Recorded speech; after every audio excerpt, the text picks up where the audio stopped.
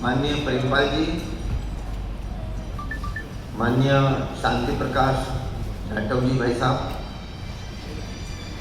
माननीय पवन कुमार जी और माननीय डॉक्टर पिंकी जी, विश्व हिंदू परिषद के सारे प्रांत के विभाग के जिले के सारे पदाधिकारी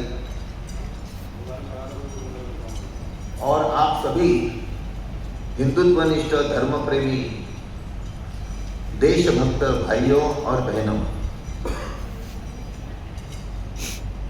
पूजनीय डॉक्टर बाबा साहब अम्बेडकर जी के जयंती के निमित्त आयोजित इस समरसता सम्मेलन में आप सब लोग यहाँ आए, आप सबका स्वागत, आप सबका अभिनंदन। हम भारत माता के सपूते हिंदू हैं, अंबेडकर जी को प्रणाम करने के लिए आए, राम के भक्त हैं, तो पहले उसकी जयकार करते हैं। बोलो भारत माता की जय, हिंदू धर्म की जय, डॉक्टर बाबा साहब अंबेडकर जी की जय श्री राम। भाइयों बहनों, आज 16 अप्रैल है। 2 दिन पहले 14 अप्रैल को पूजनीय डॉक्टर भीमराव अंबेडकर जी की 136वीं जयंती अपने सारे देश में बड़े उत्साह से उल्लास से मनाई गई। विश्व हिंदू परिषद के द्वारा अपने भारत में सैकड़ों जगह उस निमित्त कार्यक्रम हो रहे हैं और हुए हैं। पिछले साल विश्व हिंदू परिषद के माध्यम से डॉक्टर साहब के जयंती के निमित्त लगभग 1000 जगह छोटे बड़े कार्यक्रम हो गए। विश्व हिंदू परिषद का कहना है कि भगवान वाल्मीकि जी, गुरु रविदास जी, डॉक्टर बाबा साहब अम्बेडकर जी, ये केवल एक बिरादरी के नहीं है, सारे हिंदू समाज के, सारे भारत के आदर्श है, वंदनीय महापुरुष है।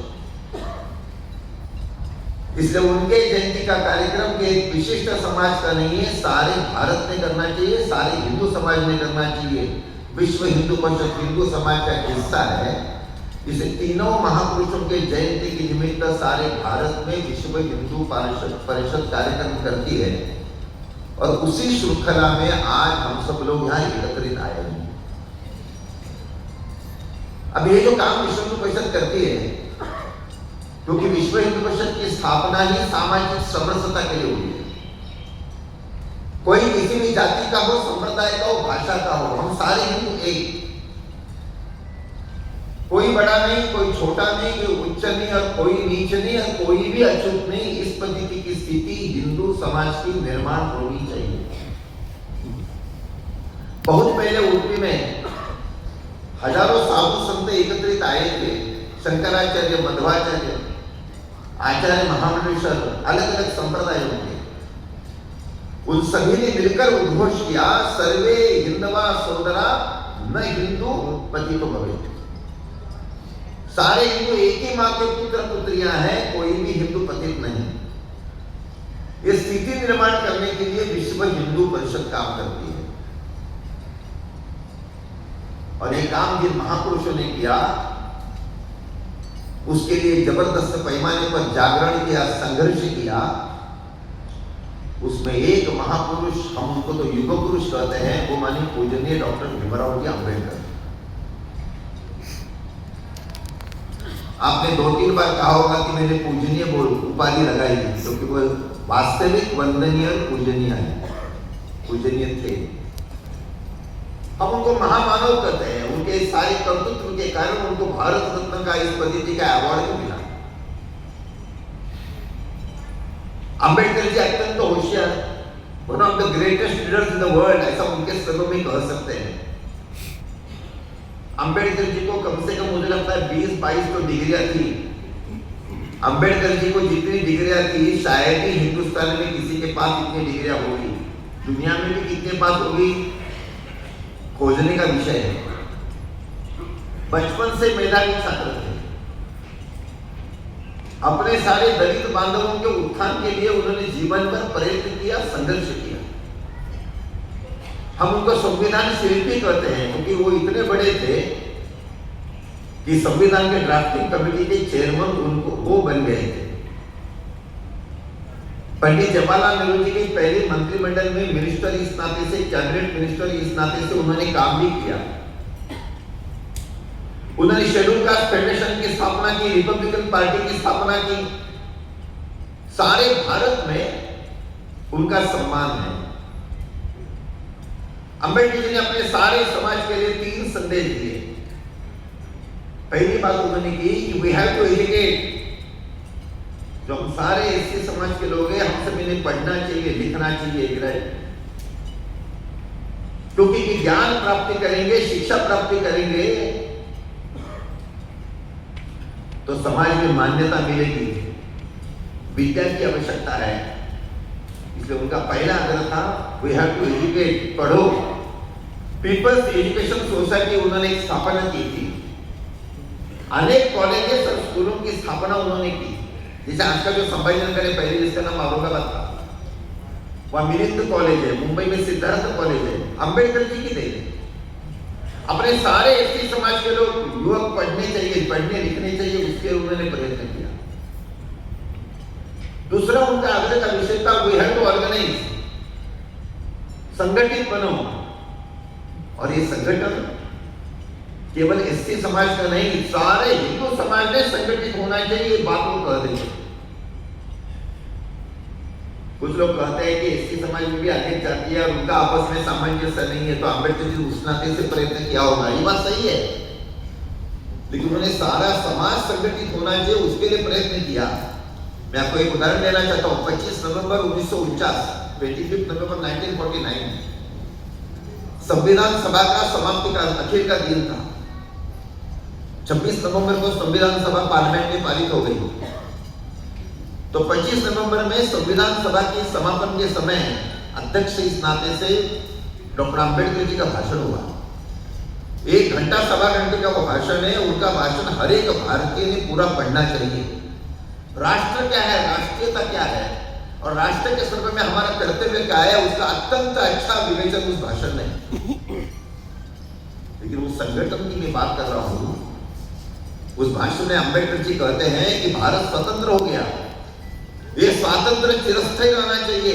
क्योंकि स्वातंत्र चिरस्थायी रहने की योजना बनाते समय हमारा पहले स्वातंत्र क्यों गया, इसका भी अध्ययन करना चाहिए। और उस भाषण में अंबेडकर जी ने अनेक उदाहरण दिए, प्रमुख 3 उदाहरण दिए।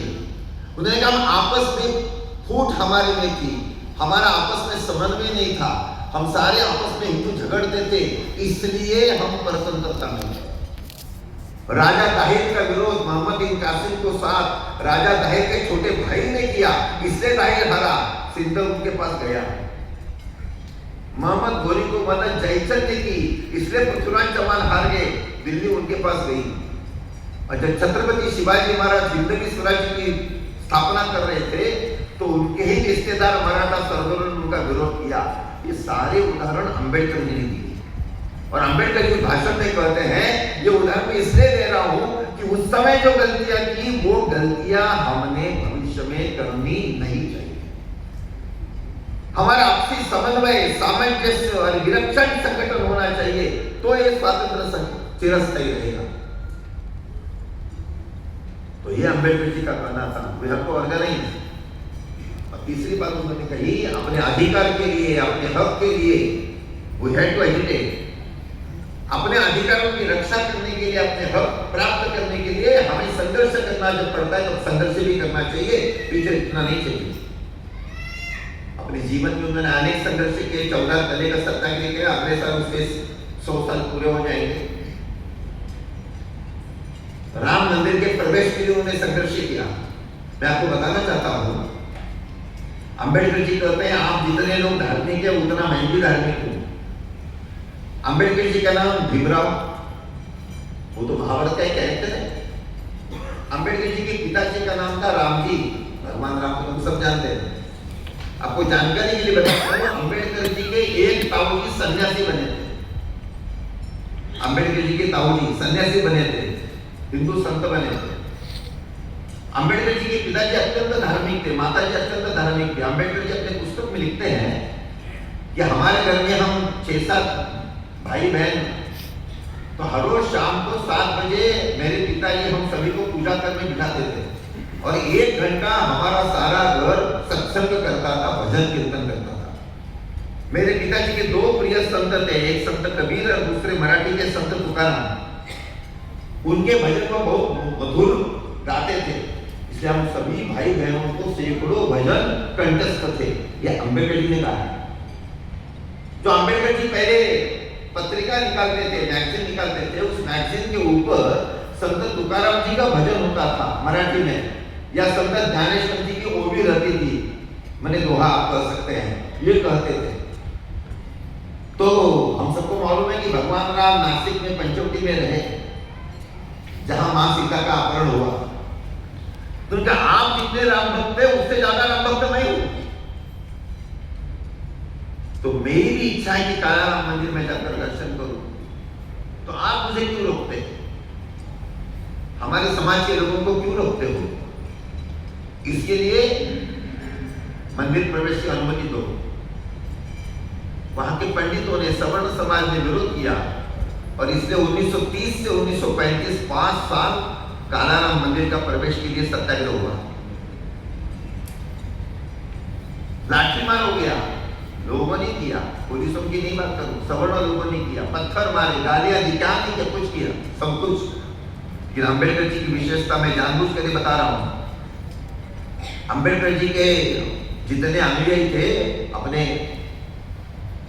मिलिट्री में एक महान रेजिमेंट है, तो ऐसे सैकड़ों उनके अनुयायी थे कि जो पूर्व सैनिक थे मिलिट्री में, अच्छे घट्टे कट्टे सशक्त थे। अगर वो कहते तो उन पर मारपीट करने वालों को ही मारते वो।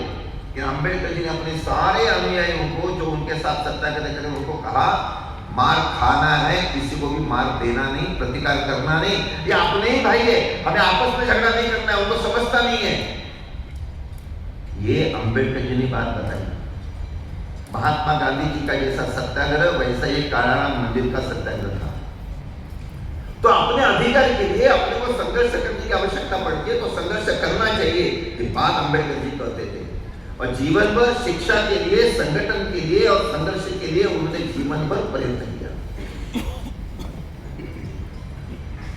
अम्बेडकर जी के संदर्भ में मैं एक बात कहता हूं, अम्बेडकर जी का सारा जीवन वो मैंने नेशन फर्स्ट स्ट्रैटेजी के अनुसार था। देश पहले, बाद में बाकी सब चीजें, अपनी व्यक्तिगत चीजें, अपने परिवार की चीजें, अपने समाज की चीजें बाद में, देश का हित को प्राधान्य देना चाहिए, ये उनका उस पद्धति का विचार था।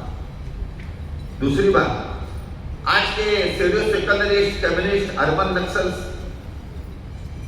ऐसे जो लोग हैं, वो उठते बैठते सोते हिंदू धर्म को गालियां देते हैं।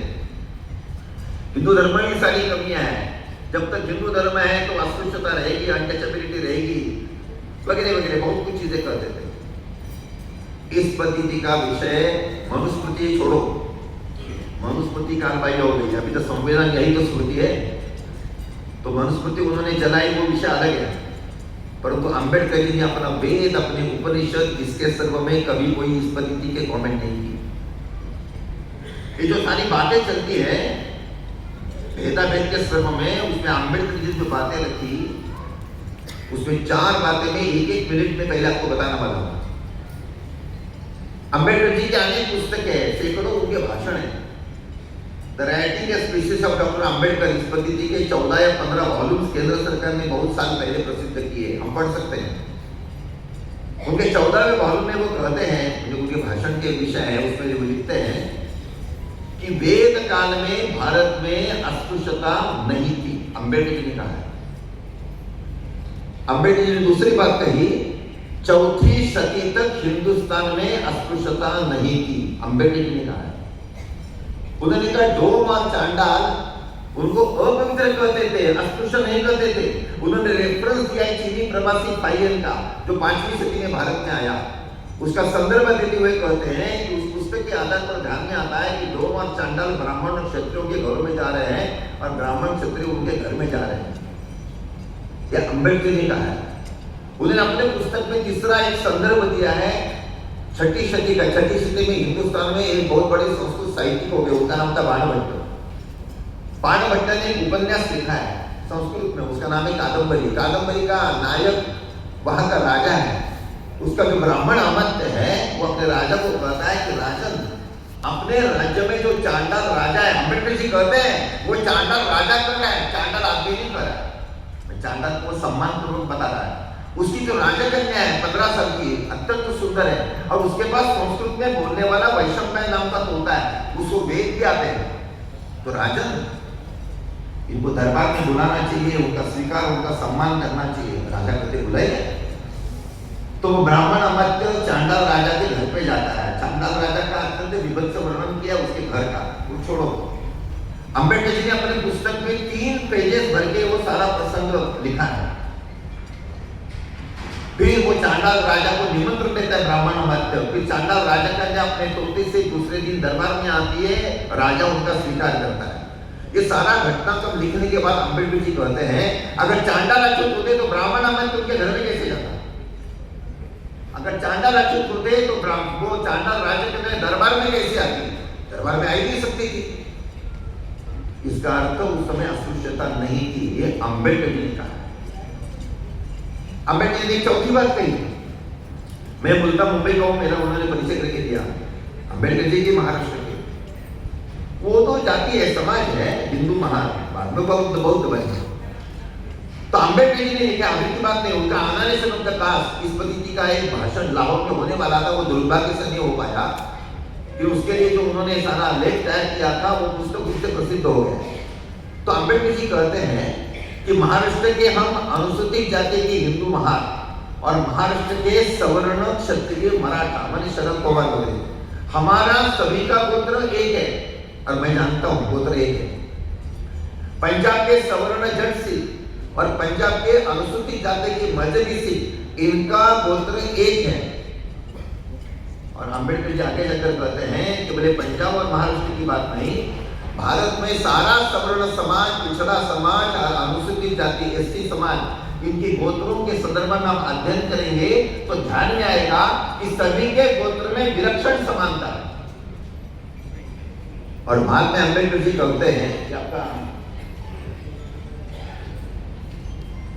और उसके बाद अम्बेडकर जी कहते हैं अगर हमारे सबके गोत्र समान है, इसका अर्थ 3000 साल पहले, 4000 साल पहले हमारा सभी का पिता एक था, नहीं तो गोत्र समान कैसे? और फिर अम्बेडकर जी हमें अपने को प्रश्न पूछते हैं पढ़ने वालों को कि ऐसा क्या हुआ कि एक वारिस सवर्ण समाज में गया और दूसरा वारिस अनुसूचित जाति में गया?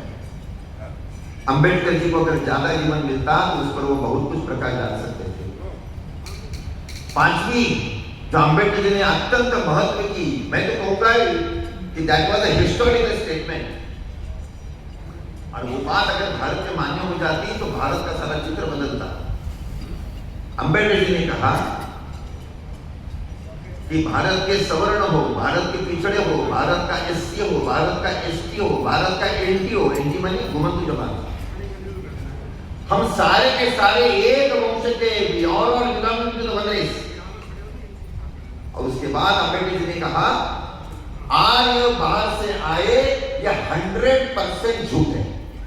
अम्बेडकर जी ने कहा आर्य बाहर से आए यह 100% झूठ है। भारत में कोई बाहर से नहीं आया, ये बाहर का है। आज सारे कम्युनिस्ट, सेक्युलरिस्ट और कुछ पार्टी के स्वार्थी लोग बात करते ना, एससी और ST they are indigenous Indians, दे आर मूल निवासी है, अनार्य है, ये आर्य बाहर से, उन्होंने इनको मारा, जंगल में ढकेला, अस्पृश्यता की बीमारी इन पर ला दी वगैरह वगैरह। लेकिन अम्बेडकर जी ने कहा कि भारत में कोई आर्य नहीं, कोई अनार्य नहीं। आर्य वर्सेस अनार्य, हिंदू समाज में फूट डालने के लिए अंग्रेजों ने ये झूठी चीजें हमारे माथे पर मारी है। ये अम्बेडकर जी का वाक्य मैं आपको बताता। आगे जाकर अम्बेडकर जी ने कहा अगर ब्राह्मण और क्षत्रिय अगर आर्य है तो इस देश का एससी और एसटी भी आर्य है, और एससी और एसटी को अगर अनार्य कहेंगे तो इस देश का सवर्ण भी अनार्य है, क्योंकि हमारा सभी का वंश एक है। ये बात अम्बेडकर जी ने कही। सबसे पहले पूजनीय स्वामी विवेकानंद जी ने कही, लेकिन उसके बाद सारे हिंदुस्तान में इस पद्धति की बात डंके की चोट पर आत्मविश्वास से बार बार कहने वाला महापुरुष माने पूजनीय डॉक्टर बाबा साहब अम्बेडकर। संघ उस समय तो संघ की स्थापना ही नहीं हुई थी, संघ बाद में सब हम बोलने रहे हैं, संघ के समय कि हमारे से भी पहले ये बात अम्बेडकर जी ने बोलना शुरू कर दिया, इसका कितना महत्व है। गत 150 साल से अंग्रेजों ने हिंदू समाज पर फूट डालने के लिए ये जो झूठा नैरेटिव चलाया, आर्य बाहर से आए, जिसके कारण सारे हिंदुस्तान के इतना जबरदस्त एक विषाक्त वातावरण निर्माण हो गया है। लेकिन 90 इयर्स बिफोर अम्बेडकर जी ने ये बात बार बार कही, लेकिन अत्यंत दुख है कि समाज ने उनकी बात की अनदेखी की। अम्बेडकर जी की ये बात अगर मानी जाएगी तो हिंदुस्तान में रिवॉल्यूशन आ जाएगा, क्रांति आ जाएगी, वैचारिक दृष्टि से सारा सोशल चित्र बदल जाएगा। अम्बेडकर जी का नाम लेकर राजनीति करने वाले जितने लोग हैं वो अम्बेडकर जी की बात कभी नहीं बताते।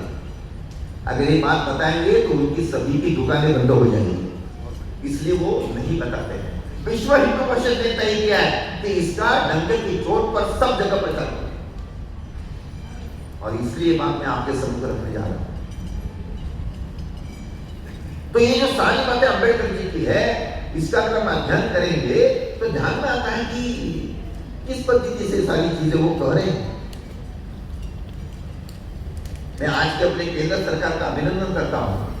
3 साल पहले नई राष्ट्रीय शिक्षा नीति अपने भारत में आई, और पिछले साल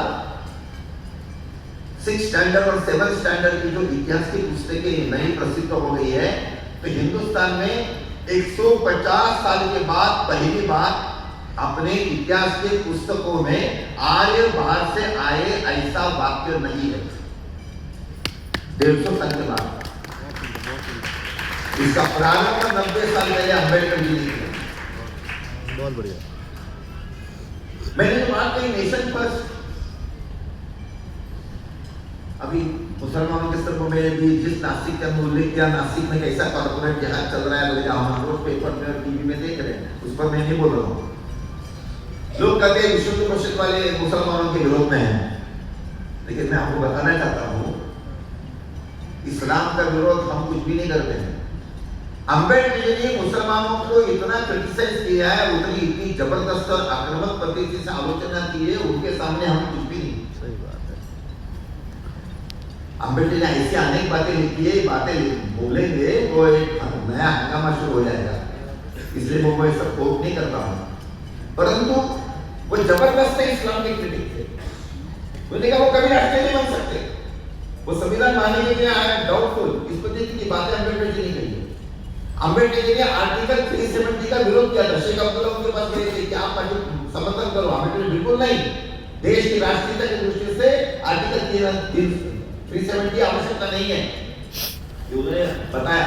चलो बाद में नेहरू जी ने दबाव आया, उनको वो इतिहास अलग बात है। जिसके मन में इस पद्धति की बात होती है वो कहेगा। हम सब जानते हैं कि 1947 में अपने भारत का विभाजन हो गया। विभाजन का आधार क्या था कि हिंदू और मुसलमान एक नहीं रह सकते, धर्म के आधार पर भारत का विभाजन हो गया। अम्बेडकर की पुस्तक है थॉट्स ऑफ पाकिस्तान, उस पुस्तक में और अनेक बार अम्बेडकर जी 1945 में अनेक बार अम्बेडकर जी ने कहा, लिखा, बोला कि अगर भारत का विभाजन करना है तो धर्म के आधार पर भारत का विभाजन हो रहा है, तो धर्म के आधार पर जनसंख्या का भी अदल बदल होना चाहिए। और अम्बेडकर जी ने महात्मा गांधी, पंडित जवाहरलाल नेहरू, पटेल, इनको सभी को सुझाव दिया कि विभाजन की पहली शर्त यह है, ये शर्त का पालन करेंगे तो मैं विभाजन का समर्थन करता हूं, नहीं तो नहीं। और शर्त क्या कि जो भूभाग पाकिस्तान में जाएगा, उस भूभाग में रहने वाले जितने हिंदू हैं वो सारे के सारे भारत में आने चाहिए, और भारत के भूभाग में रहने वाले जितने मुसलमान हैं वो सारे के सारे पाकिस्तान में जाने चाहिए। ये mutual exchange on the basis of the religion आप नहीं करेंगे तो 25 साल के बाद आप सभी को पछतावा करना पड़ेगा, और यही स्थिति फिर से आएगी। ये अम्बेडकर ने 1945 में कहा। जिसको विजन होती है, जिसको दृष्टा होता है, वो व्यक्ति 100 साल के बाद क्या होता है वो आज दिखता है। अम्बेडकर जी उस श्रेणी के महापुरुष थे, इसलिए उन्होंने बात बताई, आज हम सब अनुभव कर रहे हैं। अगर उस समय अम्बेडकर जी की बात मानते तो हिंदुस्तान का चित्र कैसा होता, जस्ट इमेजिन, कल्पना करिए। अम्बेडकर जी ने जीवन भर कम्युनिस्टों का विरोध किया, कम्युनिज्म का विरोध किया। अम्बेडकर जी, कुछ लोग कहते हैं, एक बार मुझे ही मध्य प्रदेश में एक ने प्रश्न पूछा, अरे भाई आप इतना बात करते हो, लेकिन अम्बेडकर जी ने तो धर्मांतरण किया। यस, उन्होंने कन्वर्जन किया। किसमें? जब अम्बेडकर ने घोषणा की थी धर्मांतरण की, तो हैदराबाद का निजाम अनेक मुल्ला मौलवी उनके पास गए, हम आपको ये देंगे वो देंगे, सभी प्रकार के लालच प्रलोभन, आप सब मुसलमान हो जाए। अम्बेडकर ने नो, मैं किसी भी हालत में इस्लाम का स्वीकार नहीं करूंगा। अनेक क्रिश्चियन मिशनरी, कैथोलिक, प्रोटेस्टेंट सब उनके पास जाते थे कि आप क्रिश्चियन बनो, हम अच्छा करेंगे वैसा करेंगे। अम्बेडकर बिल्कुल नहीं, हम किसी भी हालत में क्रिश्चियन नहीं बनेंगे। उनके अनुयायी के मन में संभ्रम निर्माण हो गया, धर्मांतरण की बात कर रहे हैं तो क्रिश्चियन नहीं बनना है, मुसलमान नहीं बनना है। शेड्यूल कास्ट फेडरेशन की मीटिंग में चर्चा भी होती थी। अम्बेडकर जी ने अपने सारे अनुयायियों को बताया, आप सब लोग ध्यान में रखो, किसी भी हालत में हम क्रिश्चियन नहीं बनेंगे, मुसलमान नहीं बनेंगे, क्योंकि दोनों मजहब विदेश से आए हुए आक्रांता इस नाते से भारत में आए हैं। अगर हम क्रिश्चियन मुसलमान बनेंगे, अम्बेडकर की बात है, तो इस देश के राष्ट्रीयता से हम सब लोग अलग हो जाएंगे, और इसलिए क्रिश्चियन मुसलमान नहीं बनना है। हम बौद्ध क्यों बनेंगे? क्योंकि बौद्ध धर्म की स्थापना भारत में हुई है, भगवान बुद्ध भारत के थे, वे इसी मिट्टी का धर्म है। अपनी भारत की जीवन पद्धति, भारत की जीवन मूल्य बौद्ध धर्म मानता है, इसलिए हम बौद्ध बनेंगे, क्रिश्चियन मुसलमान नहीं बनेंगे, तो इस देश में सामंजस्य रहेगा। ये अम्बेडकर जी का, जो व्यक्ति देश का विचार करता है वही इस पद्धति की बात कर सकता है। अपना स्वार्थ तो उन्होंने कभी नहीं देखा, देश का स्वार्थ वो पहले, वो मेरा स्वार्थ, बाकी मेरा व्यक्तिगत कुछ नहीं। इस पद्धति का विचार रखने वाले डॉक्टर बाबा साहब अम्बेडकर जी थे, इसलिए हम सभी ने उनको प्रणाम करना चाहिए। विश्व हिंदू परिषद कहती है कि अम्बेडकर जी सारे समाज के हैं। आप कल्पना कीजिए, अगर अम्बेडकर जी अपने सारे अनुयायियों को लेकर मुसलमान बनते या क्रिश्चियन बनते, क्या होता भारत में? कितना बड़ा उपकार किया है अम्बेडकर जी ने, आप कल्पना करो। ऐसे महापुरुष को हम सभी ने प्रणाम करना चाहिए, मैं भी उनको पहले करता हूं। अम्बेडकर जी की जयंती के निमित्त हम सब लोग एकत्रित आए हैं, इसलिए मैंने जरा अम्बेडकर जी के जीवन के संदर्भ में जरा 12-13 मिनट आपके समूह की दिशा रखा। लेकिन भाइयों बहनों, उस निमित्त समरसता संगोष्ठी है, तो अम्बेडकर जी की समरसता के संदर्भ में कुछ बातें तो मैंने आपके समूह कभी रखी। तो अम्बेडकर जी ने जो बात कही कि चौथी शती तक हिंदुस्तान में अस्पृश्यता की, छुआछूत की बीमारी नहीं। अस्पृश्यता कौन और कैसे, उनका जो पुस्तक है उसको उन्होंने उसके अनेक एंगल्स दिए हैं, वो लंबा विषय हो जाएगा। बौद्ध बनने के कारण क्या है, खाने गोमांस के संदर्भ में क्या हुआ, ब्राह्मण क्षत्रिय, अम्बेडकर जी ने शूद्र पहले कौन थे, इसमें तो कहा तो पहले तो दो ही थे, ब्राह्मण और क्षत्रिय, बाद में कैसे किसी निर्माण हो गए, लेकिन वो बड़ा लंबा विषय है।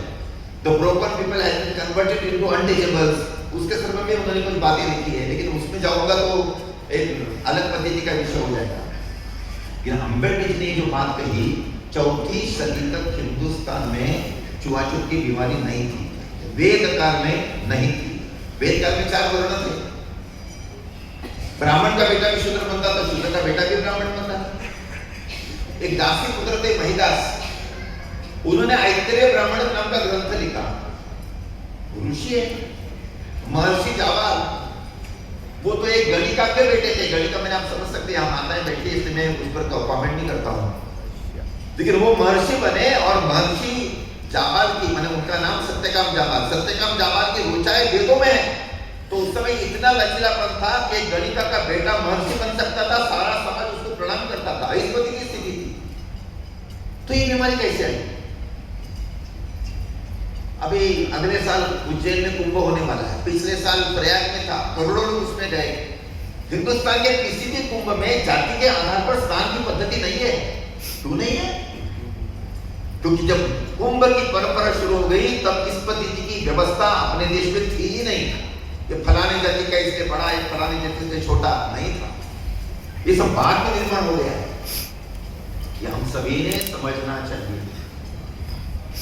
इसका सारा अध्ययन अम्बेडकर जी ने जो बातें कही, स्वर्गीय सत्य माननीय अशोक जी सिंघल जी ने किया। अशोक जी अनेक साधु संतों को मिलते थे, शंकराचार्य, मध्वाचार्य, सभी प्रमुख संतों को उन्होंने प्रश्न पूछे। 2 पहला प्रश्न माननीय अशोक जी पूछते थे कि महाराज जी बताइए कौन से ग्रंथ में लिखा है कि अमुक अमुक जातियां अछूत है? कोई संत उत्तर नहीं दे पाए। मान्य अशोक जी दूसरा प्रश्न पूछते थे कि ये छुआछूत की बीमारी भारत में कब से प्रारंभ हो गई? उसका भी उत्तर किसी के पास नहीं था।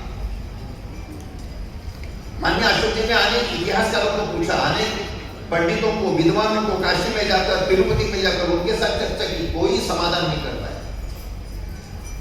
तो प्रयाग विश्वविद्यालय के इतिहास विभाग के प्रमुख डॉक्टर के.एस. लाल, उनकी भेंट हुई और डॉक्टर के.एस. लाल जी की अशोक जी की 2 बार लंबी सिटिंग हो गई।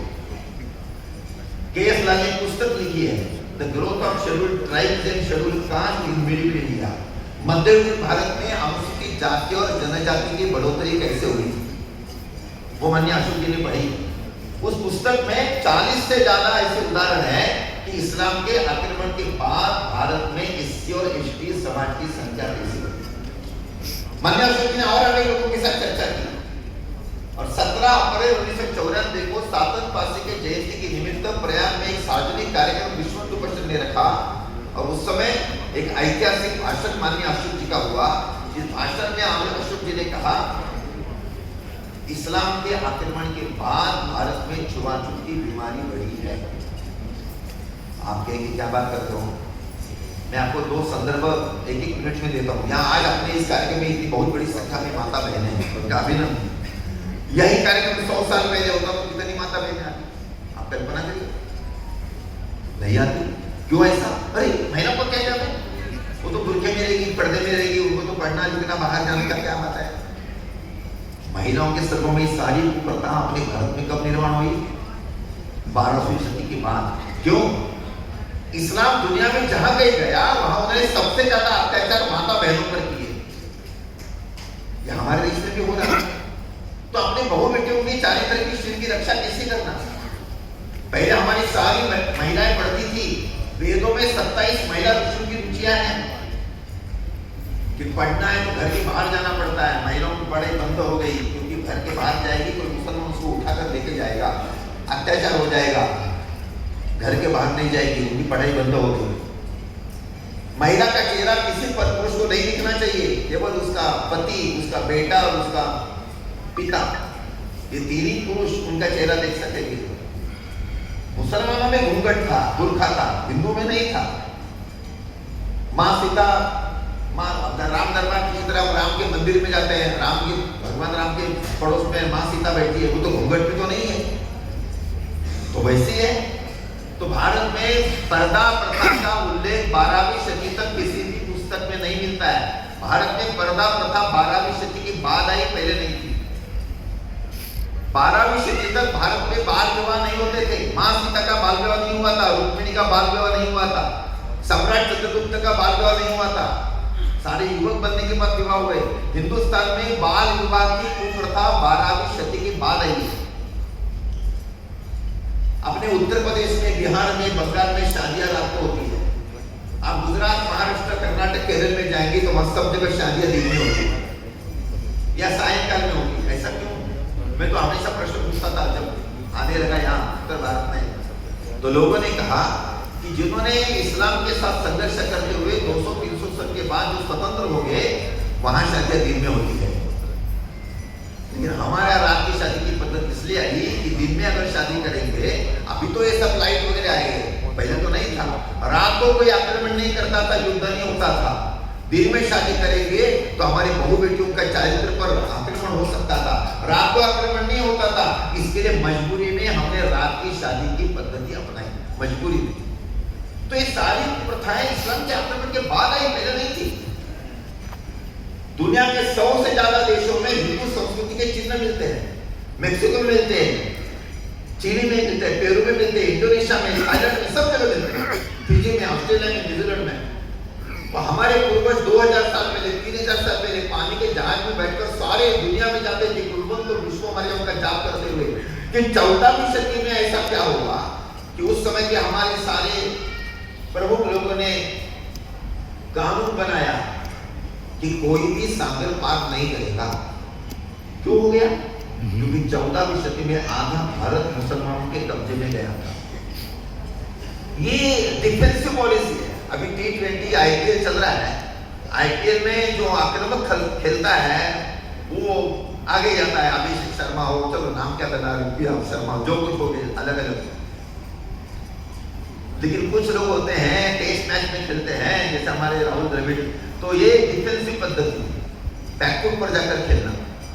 तो हमने, हमारे पूर्वजों ने उस समय डिफेंसिव पद्धति अपनाई, क्योंकि अपने धर्म की, समाज की रक्षा करने का हमारे अस्तित्व का प्रश्न, इसलिए उन्हें बंधन डाले। ये तो कछुआ की रणनीति हो गई, कछुआ पर आक्रमण करेंगे तो कछुआ अपना मुंह, पैर, हाथ नीचे सिकोड़ लेता है।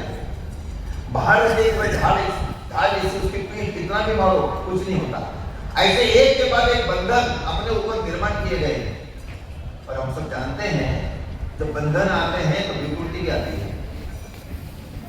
पानी का प्रवाह जब बढ़ता है तो प्रदूषण नहीं होता, वो शुद्ध रहता है पानी। और पानी का प्रवाह जब रोका जाता है तो उसमें प्रदूषण आता है। तो ये सारे बंधनों के कारण एक के बाद एक कुछ विकृतियां आ गई, जाति भेद बढ़ गए। इस्लाम के आक्रमण के बाद अपने भारत में अनेक गुना जातियां बढ़ गई, और उसमें से ही एक छुआछूत की बीमारी भी अपने भारत में बढ़ गई।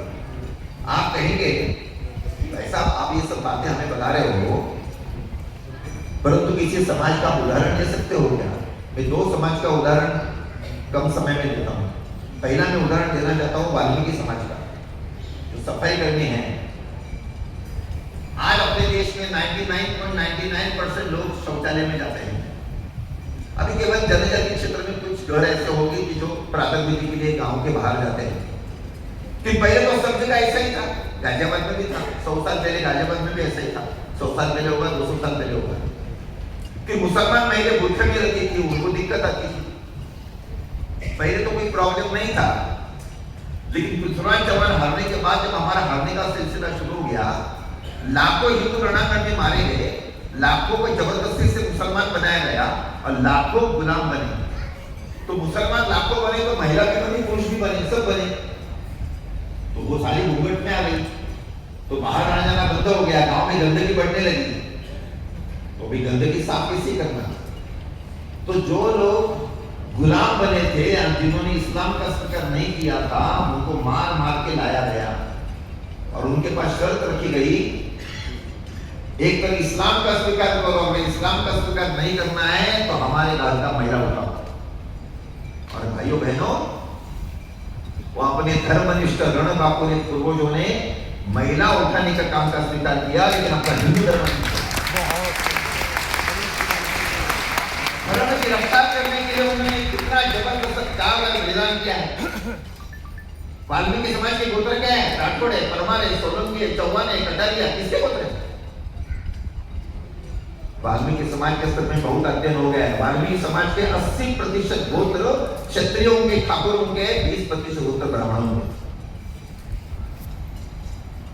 हम सभी ने बात समझनी चाहिए। 1000 साल पहले हिंदुस्तान के किसी भी भाषा में सफाई कर्मी जी, अभी हम वाल्मीकि करते, पहले दूसरा समाज नाम पुकारते थे, वो बोलना मैं नहीं चाहता हूं। 1000 साल पहले उस जाति का नाम भारत के किसी भी भाषा की किसी भी पुस्तक में नहीं मिलता है। क्यों नहीं मिलता है? 200 साल पहले दुनिया के किसी भी भाषा में मोटरसाइकिल नाम का शब्द नहीं मिलता।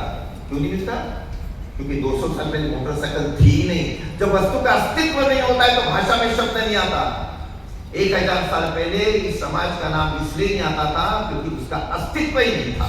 बाद में निर्माण हो गया है इस्लाम। बिल्कुल हम नहीं करें। पंडित जवाहरलाल नेहरू जो प्रधानमंत्री थे तब तो उन्होंने प्रोफेसर एम.आर. मलकानी जो कांग्रेसी के सर्वोदय थे, उनकी अध्यक्षता में एक कमीशन नियुक्त किया सफाई कर्मियों का अध्ययन करने के लिए। 1960 में वह उनका अहवाल प्रसिद्ध हो गया, रिपोर्ट प्रसिद्ध हो गई। उस रिपोर्ट के प्राप्तकर्ता में मलकानी लिखते हैं, भारत में जितने सफाई कर्मी हैं वो विदेशी आक्रांतों के साथ लड़ते समय परास्त हुए योद्धाओं के वंशज हैं। मलकानी जी विश्व हिंदू परिषद के नहीं थे, संघ के नहीं थे, कांग्रेसी सर्वोदय थे, कि उन्होंने बात की है। वाल्मीकि समाज का ये बात अत्यंत महत्व की है। दूसरा हमारा रविदासी समाज, हम जाटों को, चलो अलग अलग नाम है लेकिन सारे रविदासी हैं। अपने भारत में हमारे ऋषि मुनि मृग चर्म बनाते थे, व्याघ्र चर्म बनाते थे, तो कोई रविदास ही जाता था क्या उनके आश्रम में? भाई जंगल में नेचुरल डेथ से कोई हिरण या बाघ मरता था तो उसका चमड़ा निकालना, सुखाना, उसका चर्म जो बनाना, व्याघ्र चर्म, वो ऋषि मुनि और उनके ब्रह्मचारी शिष्य वही करते थे। हमारे देश में कितने अलग अलग प्रकार के व्यंजन है, रोटी खाते हैं, चावल खाते हैं, दाल खाते हैं। अरबस्तान में कुछ था ही नहीं क्योंकि सारा रेगिस्तान था। भेड़ बकरी का मीट खाना और उजली का दूध पीना यही उनको मालूम था। कोई एक संपन्न अरब भारत से इम्पोर्ट करता होगा।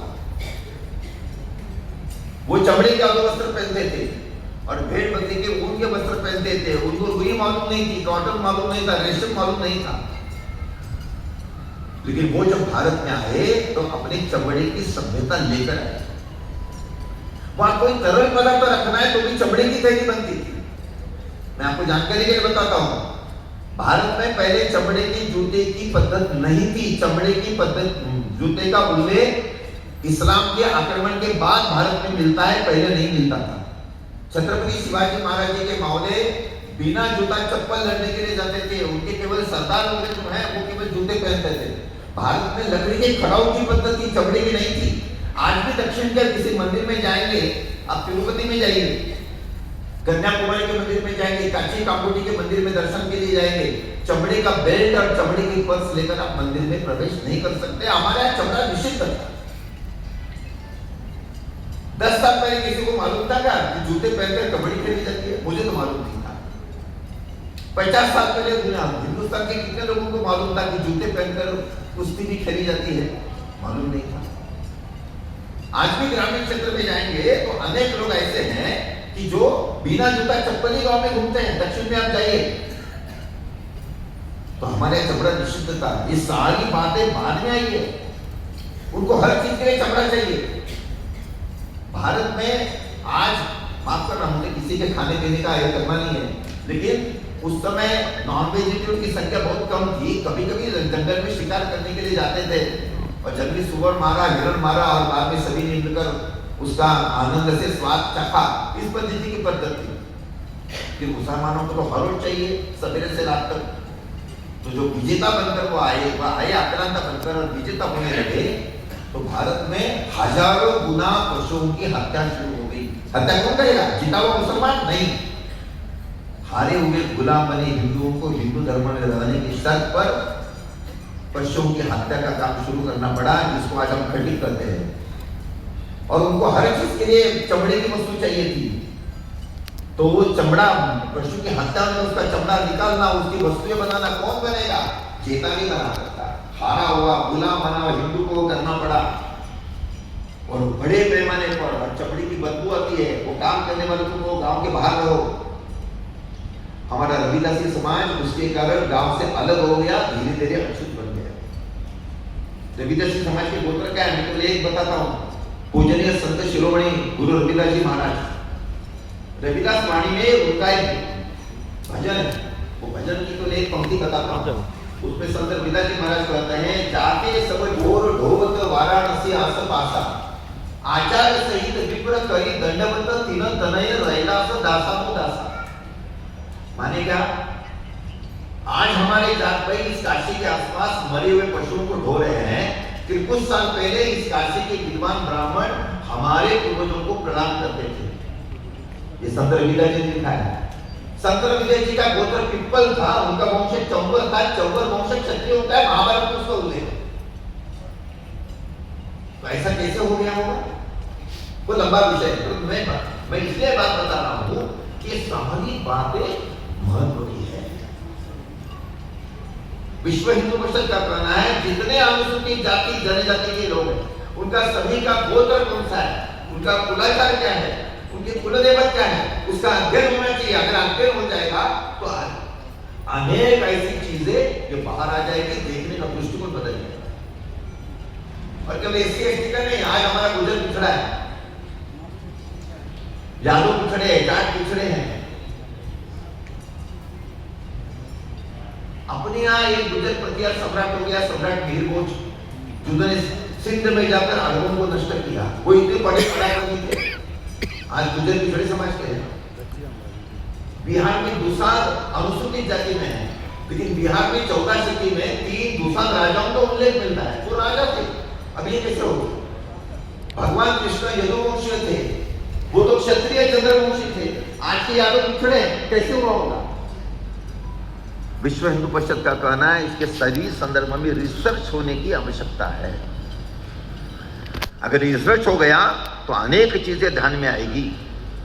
आज हम सब हिंदू इस नाते से जीवित है, सब कार्यक्रम करते हैं। भाइयों बहनों, जितने हमारा 16% पॉपुलेशन अपने देश में एसटी समाज की है, 17% मुसलमान है, उनकी संख्या 25 करोड़ है, 24 करोड़ अनुसूचित जाति के हैं। ये आज के हमारे अनुसूचित जाति के भाई उस समय मुसलमान राजाओं के अत्याचार के कारण अगर इस्लाम का स्वीकार करते, क्या होता? आज भारत में 33% पॉपुलेशन मुसलमानों की होती। कल्पना कीजिए। आज की बात छोड़ो, जब 1947 में अपने भारत में 23% मुसलमान थे, उस समय अगर भारत में 39% मुसलमान होते, वो 23% और 16% हमारे एसटी समाज के, क्या होता? कल्पना कीजिए, आधा भारत पाकिस्तान बनता, आधा भारत। आज हम हिंदू इस नाते से जीवित है, सब धार्मिक सांस्कृतिक कार्यक्रम करते हैं। भाइयों बहनों, जिनको अनुसूचित जाति इस नाते से हम जिनके पास उपेक्षा से, हेय से देखते हैं, जिनका अपमान करते, उपेक्षा करते हैं, उनके त्याग के कारण, उनके बलिदान के कारण हिंदुत्व यहां भी जीवित है। विश्व हिंदू परिषद का कहना है अंग्रेजों के विरोध में स्वतंत्रता के लिए लड़ने वालों को हम स्वतंत्रता सैनिक कहते हैं। धर्म की रक्षा करने के लिए जिन्होंने इस पद्धति का सारा बलिदान किया, उनको धर्म योद्धा कहना चाहिए और धर्म योद्धा कहकर उनको सम्मान देना चाहिए। इसका प्रचार प्रसार ये विश्व हिंदू परिषद करती है। फिर आप कहेंगे तो सारा दोष तो मुसलमानों का हो गया। अर्थ सत्य है, मुस्लिम राजाओं ने अत्याचार किए, लेकिन हमारे सारे साधु संतों ने, चाहे गुरु नानक देव जो संत चैतन्य महाप्रभु हो, स्वामी रामानंदाचार्य हो, सभी के नाम लेने की आवश्यकता नहीं, उन्होंने सभी ने सभी प्रकार के भेदाभेद का विरोध किया। जिनके हम भजन गाते हैं, माफ करना, हमारे पूर्वजों ने, उनके साधु संतों ने जो उपदेश किया वो बात नहीं मानी। उन्होंने अस्पृश्यता का धिक्कार किया, भेदाभेद का धिक्कार किया। हमने उनकी बात मानी नहीं, हमने केवल उनके भजन गाए और हमने भेदाभेद का पालन किया। तो दोष हमारा भी है। एक जगह में गया तो उन्होंने कहा अरे हमारा क्या है, हमारे पूर्वजों का है। तो उस समय बोलते समय मैंने कहा पूर्वजों के पुण्य के जैसे हम भागीदार है, माफ करना, पूर्वजों के पाप के भी हम हिस्सेदार है। अब पीछे नहीं हट सकते।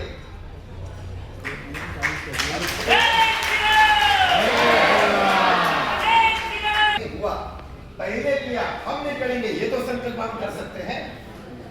विश्व हिंदू परिषद का कहना है चलो पुरानी बातों का बात अगर हम छोड़ देंगे, इस जमाने में, इस युग में हम उस पद्धति की बातें नहीं करेंगे। हमारे बापजादों ने की, लेकिन मैं नहीं करूंगा, ये तो संकल्प हम सब लोग कर सकते हैं। हमारे सभी गांव में सभी को मंदिर में प्रवेश मिलना चाहिए। किसी भी जाति का व्यक्ति, कहीं भी उसकी मृत्यु हो, किसी भी गांव के किसी भी स्मशान भूमि में उसका अंतिम संस्कार होना चाहिए। विश्व हिंदू परिषद उसका प्रचार प्रसार करती है। हम सभी ने ये सारी बातें ये ध्यान में रखनी चाहिए। सारे हमारे हैं, मेरे सभी प्रकार के मित्र चाहिए। वो सवर्ण जैसे, मैं सवर्ण हूँ, मैं पिछड़े समाज का हूँ, एसटी समाज के भी मेरे मित्र है क्या? हम सभी का इंटरेक्शन, एक दूसरे के घरों में आना जाना शुरू होना चाहिए। ये सारी बातें अगर हम करेंगे तो चित्र बदलेगा। हम सभी ने और एक संकल्प करना चाहिए, बड़े जाति का एक, छोटे जाति का एक शब्द प्रयोग हम नहीं करेंगे। कोई बड़ा नहीं, कोई छोटा नहीं। जाति के आधार पर वाक प्रचार का उपयोग हम नहीं करेंगे। ये तो संकल्प हम कर सकते हैं। विश्व हिंदू परिषद इसका प्रचार प्रसार करती है। आज हम सब लोग इसके लिए आए हैं। समझदारी का विषय भाइयों बहनों भाषण का नहीं है, आचरण का विषय है। आज हम सभी ने संकल्प करना चाहिए कि मेरा व्यक्तिगत जीवन, मेरा पारिवारिक जीवन और मेरे सामाजिक जीवन में मैं इसका पालन करूंगा, प्रचार करूंगा। हम सब एक है और सभी भेदाभेद समाप्त करने के लिए मैं प्रयत्न करूंगा। आप सब लोग ऐसा संकल्प करेंगे और संकल्प नहीं वैसा आचरण भी करेंगे, ऐसा मैं विश्वास व्यक्त करता हूं और मेरे वाणी को भी विराम देता हूं। भारत माता की जय।